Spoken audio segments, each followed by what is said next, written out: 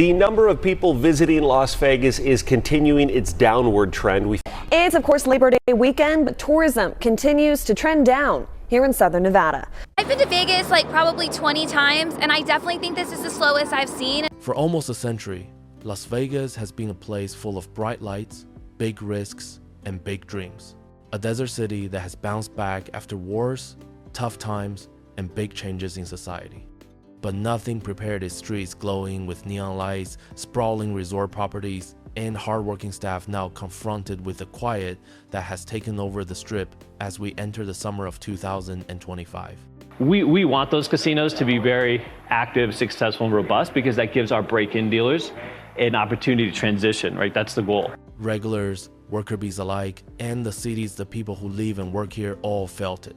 Something about Las Vegas has shifted, and if you listen hard enough, if you listen closely, you'll notice the silence in the empty bars and the fading hope. By now, you've probably heard about the growing concerns stemming from a decline in our tourism numbers. The impact goes well beyond all of our friends and family who work in the hospitality industry. Just 1 year ago, the Las Vegas Strip was filled with the footsteps of more than 41 million annual visitors. A footfall that fed into a huge tourism industry worth billions of dollars with every giggle, dollar, and cocktail. Today, empty signs call out to a much smaller crowd than before. The bright lights seem dimmer, overshadowed by the absence of the many hopeful visitors just included in that equation. After 6 months of shrinking visitor numbers, June saw a steep drop with frustrated tourists having little relief, having about 400 less tourism traffic than June just 1 year ago. Very concerned because it's slow. When I drive down the Strip going to work in the morning and I barely see visitors out there. For the typical visitor, today, Vegas feels like it's only for the very rich. Room rates are sky high. Resort fees are topping $50 a night. And now it seems like every hotel charges additional fees for everything from gym access to early check-in.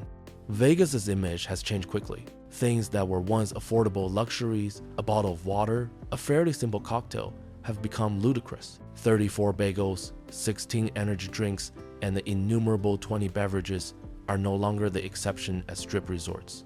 They are the rule. Parking was once almost free, has become yet another point of friction. Guests are complaining that they are being taken for a ride, just trying to get from their hotel room to the pool. Often they realize that towels might come with a price too. Additionally, comps are fewer and far between. Casinos are offering fewer complimentary drinks, and those that do offer them demand far more play for way less reward. Particular trip that it seems to be less crowded than normal. We usually come on Labor Day weekend. For visitors from outside, the wall is an even greater height. Canadians, longtime backbone of summer visitation, saw that number drop by greater than 20%. Mixed messages coming from US. Policy as well as rising visa fees and difficult trade matters caused a crash in foreign visitation. International visitation dropped 13% in June alone. There are many who used to come to Las Vegas for a week getaway now simply stay home because Las Vegas is not worth it anymore. The fears of the recession are running rampant through the streets. The national news has drummed up fears around dwindling disposable budgets, which is a warning bell for retail, hospitality, and travel. Families look at soaring prices in Vegas and choose closer and cheaper alternatives. For some, inflation means that the vacation fund now means household bills. According to a Friday report from the LVCVA, hotel occupancy dropped to 76% in July. That's about a 7% drop from last year. And it isn't just travelers. In Las Vegas itself, about a quarter of all jobs are directly or indirectly related to tourism. When those numbers slide, negative 7.3% in the first half of this year, with occupancy rates at all-time lows, union officials, economists, and city leaders rush to stop the bleeding. Empty rooms mean hundreds of missed paychecks, and every closed restaurant holds stories of layoffs and lost tips. I just think the economy's got to get a little better. I think that's part of the problem. In an increasingly interconnected world, the speed of change can be breathtaking. Trade disputes and global uncertainty, especially the increasingly fraught relationship between the US and Canada, have nudged international arrivals into freefall. Unaffordable visa integrity fees, still $250 USD for non-waiver travelers, and other global restrictions leave tourists looking at Europe, Mexico, or Florida instead. And conventions, Vegas's traditional buffer against downturns in visitation, have only partly made up the difference.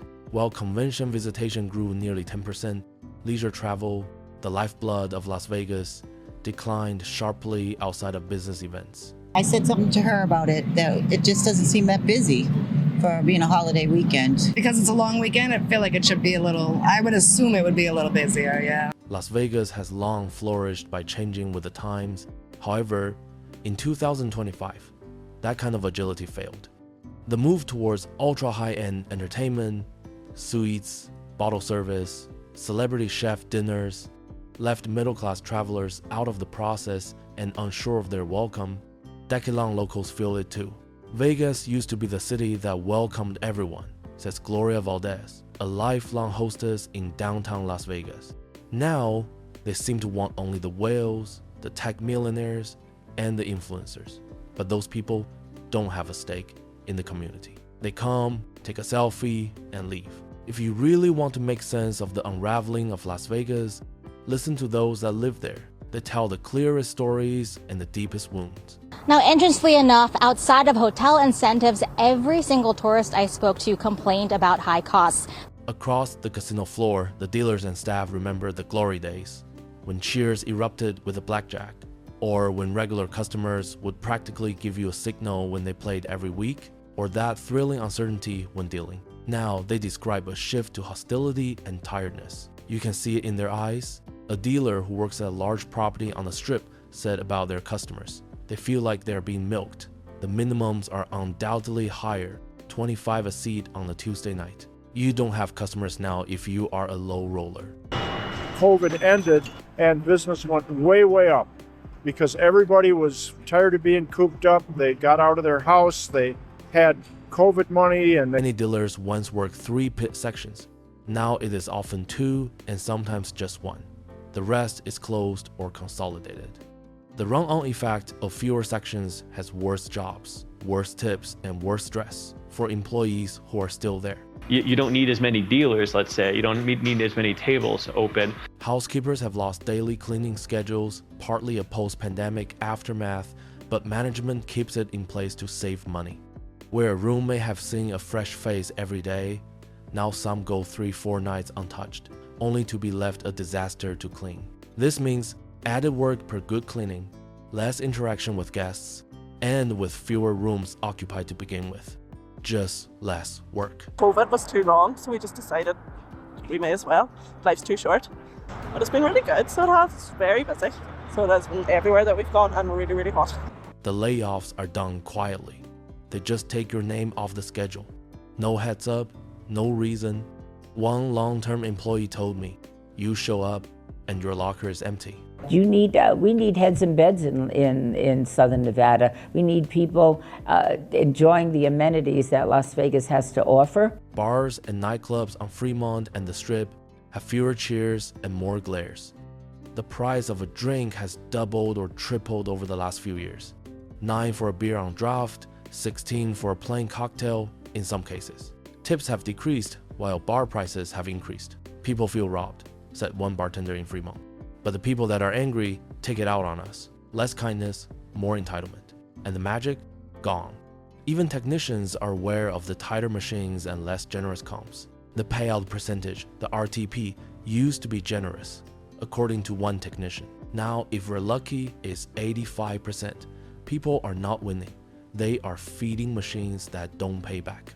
The strict rules around rewards, membership points, and comps means even the regulars are at a loss, sometimes having to add all the points up in spreadsheets to find out they cannot afford the free buffet or free night in the hotel. The changing demographics is visible across the entire market. There are no longer busloads of retirees from the Midwest, no longer the regulars who each brought their own stories and routines to the place, and no longer families with children well within a set of parental travel norms to take their kids on a once-a-year trip to Vegas. Now there are international whales, technology entrepreneurs, influencers, looking for post content and not connection. The younger population travels elsewhere or travels less. Sports betting applications and online gaming now make the thought of a physical table redundant for many. Gen Z in particular drinks less, seeks out different entertainment, and is not drawn to the promise of Vegas on the traditional style of Vegas, the old-timers feel the loss acutely. Vegas was about hope. Not surety, not luxury, hope, says Marcus, a slot tech.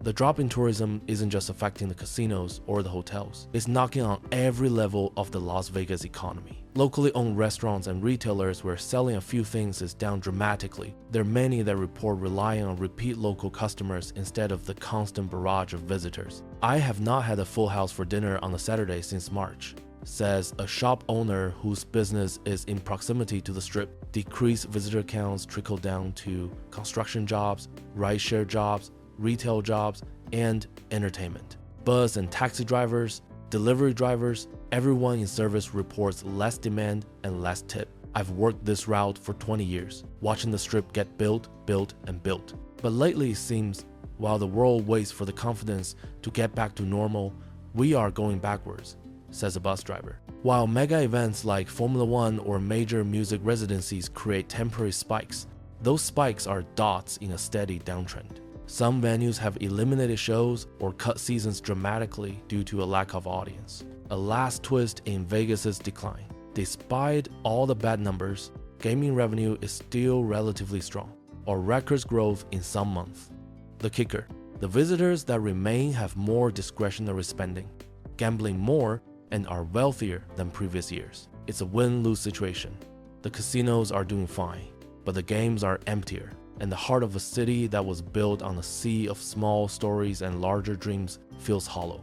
For service staff, hosts, and performers, the absence is the most felt. The money is there, but we are not in it, says one cocktail server. We have 40 million people who come to Las Vegas from all over the world, but we've already seen a decline of 17% of travelers. Las Vegas has always been more than a destination for tourists. It is a city for the local workers, families, and dreamers, whose fortunes turn with each boom and bust. Unions have gotten sharper, negotiating for as many job protections where they can, and looking to pull the city management into maintaining benefits while cutting hours. In the meantime, many workers are finding second jobs, working harder on their side hustles, or hedging their bets with new jobs altogether. From Canada to Las Vegas in just the first few months since the start of this year. It's the tariffs because of the cost. City officials are trying to redeem their image. There are advertisements, packaged vacation deals, and attempts to entice foreigners, mostly Canadians and Mexicans, down with value propositions. But the stagnating wage pressures with the cost of living puts a damper on any plan or hope for recovery, even though there was genuine goodwill. Las Vegas has come from a place of angst like this. For many, it is particularly painful because it follows the pandemic's aftermath, inflation's pressure, and overall declining global trends. But it's also the fact that they don't feel welcome. They feel like their dollar doesn't matter. Some local people have issued creative pop-ups, Old Vegas-themed events, business meetups for small businesses, local strategies, and rooftop arts events. However, it feels like any positive event diminishes in light of loss.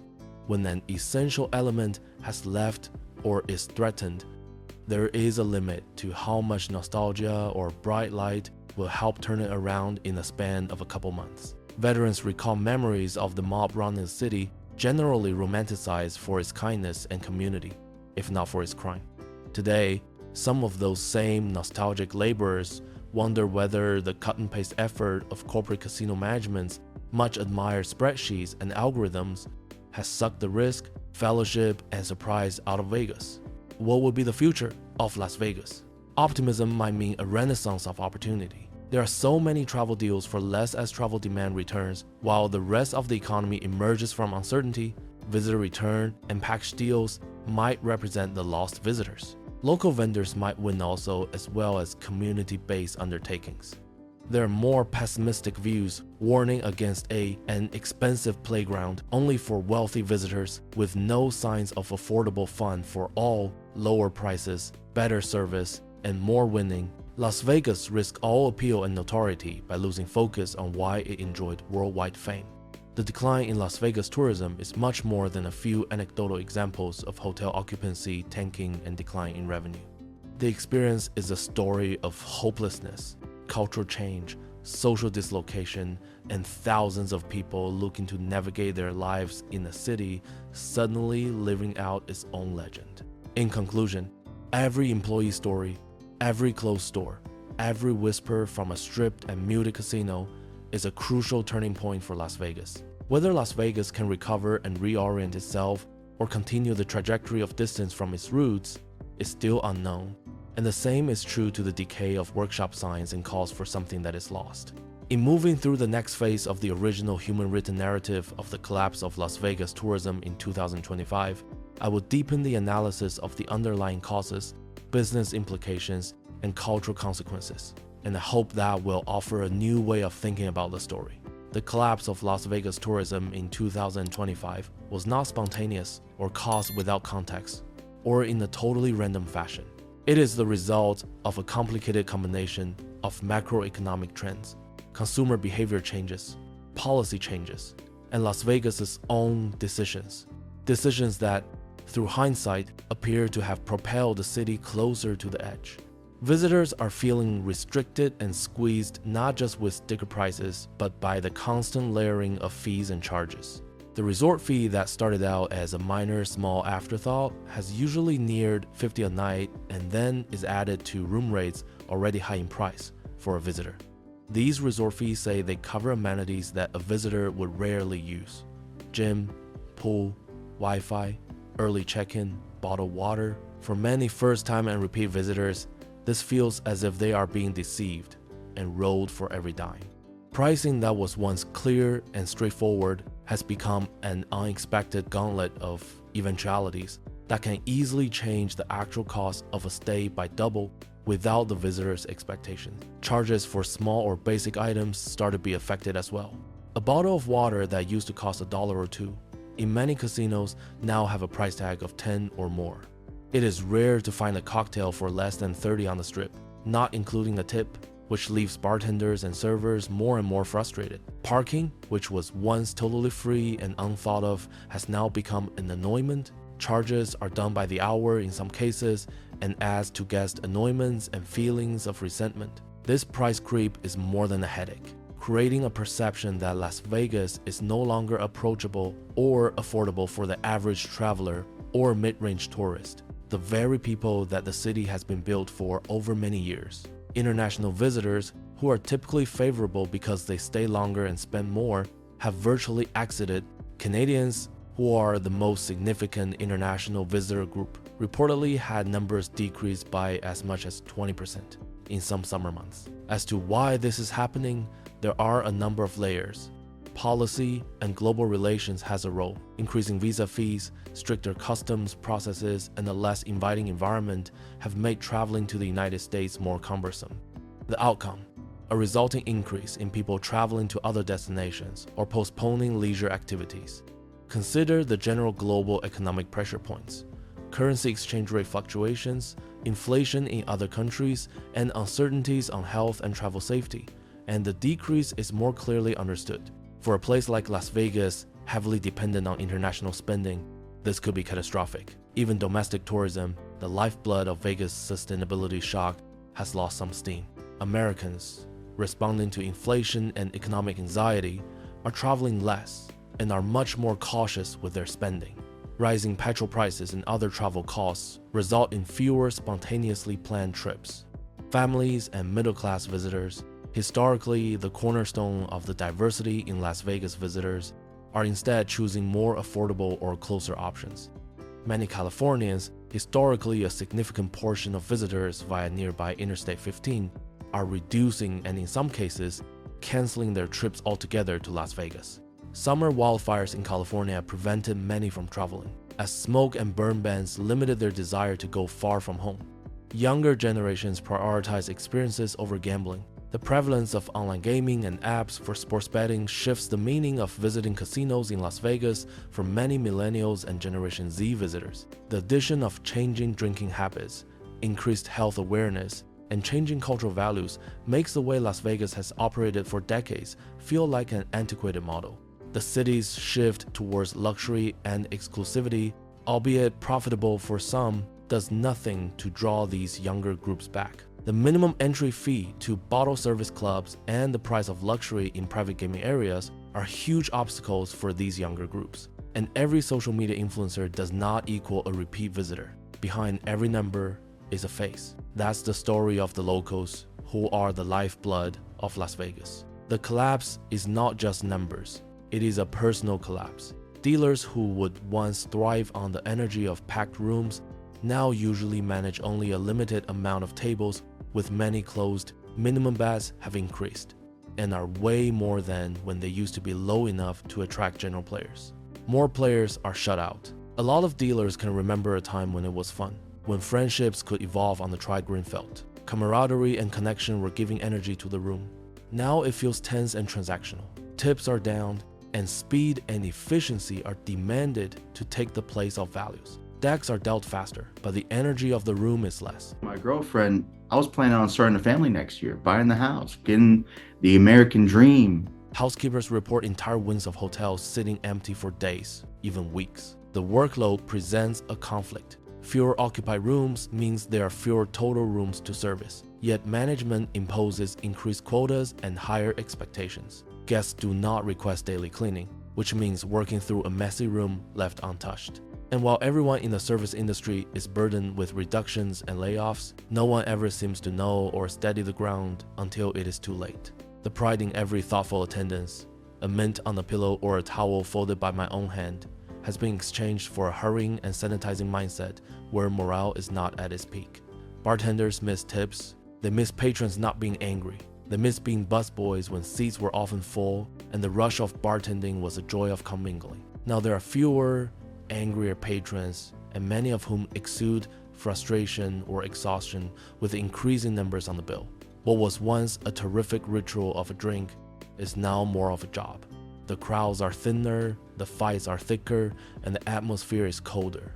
Where there was once a warm buzz that filled the hall outside the bars for 2 decades now reflects a stale death. Technicians can see the differences in the game's programming. Lower payout, stricter rules, the margins are tighter, and while the house may enjoy their percentages of ROI, player experience is discounted. Even if it is a small reduction in return to player, the long-standing players still felt an early urgency, and some were sensed the games were not as generous as they had been. This affects not only player satisfaction but also repeat visits of loyal customers who build the loyalty programs and economy. Visitor pool composition has changed hugely. The retirees, blue-collar families, and casual gamblers who made up much of Sin City's appeal are mostly gone. Now it's high rollers, foreign whale gamblers, tech industry aristocrats, and lifestyle trolls, communities less assimilated into Las Vegas's antiquing identity. While profitable in the short run, this condition could jeopardize the viability of Las Vegas in an extended time frame.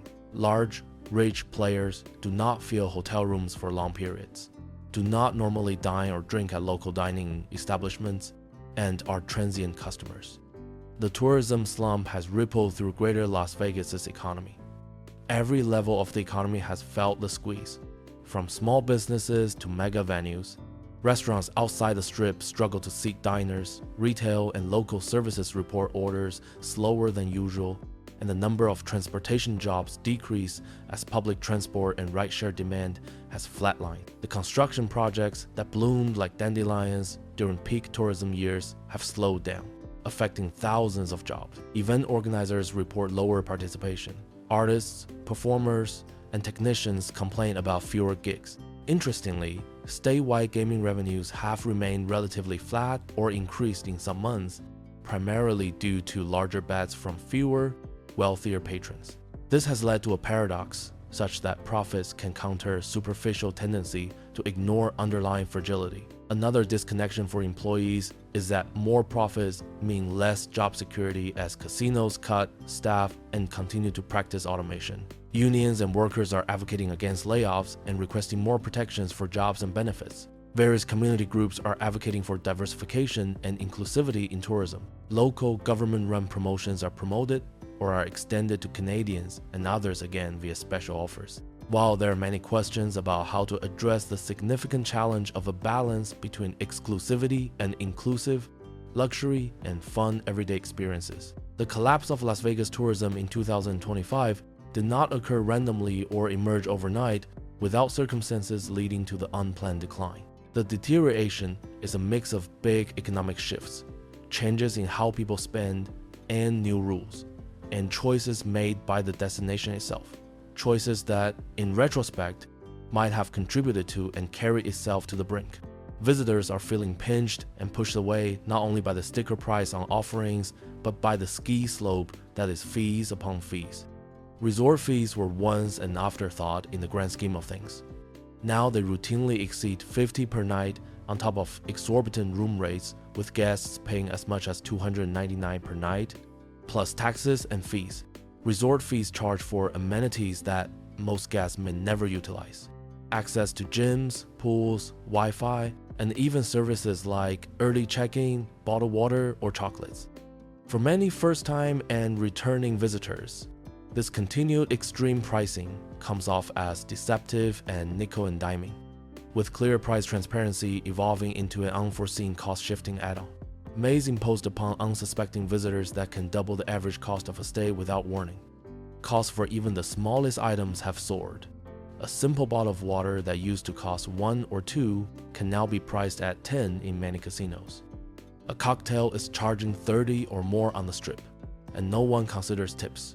So bartenders and servers are growing increasingly frustrated. Also, parking, once free and taken for granted, has become a constant nuisance, and there is no end to guest complaints. In some instances, it is charged by the hour before guests are even aware, and imbibing in those nasty chatbots lately said to earn them money. This price creep goes beyond being a nuisance. It creates the perception that Las Vegas is not only no longer affordable for the everyday traveler and mid-range tourist, but that the city is no longer not even welcoming to them or interested in them, as they built the foundation of this city for decades. Massive declines in tourism, international visitors who often stay longer and spend more are leaving Las Vegas in groups. Canadians, the largest foreign group of visitors, are disappearing 20% in some summer months. There are many factors contributing to this decline. Policy change and global relationships are certainly contributors.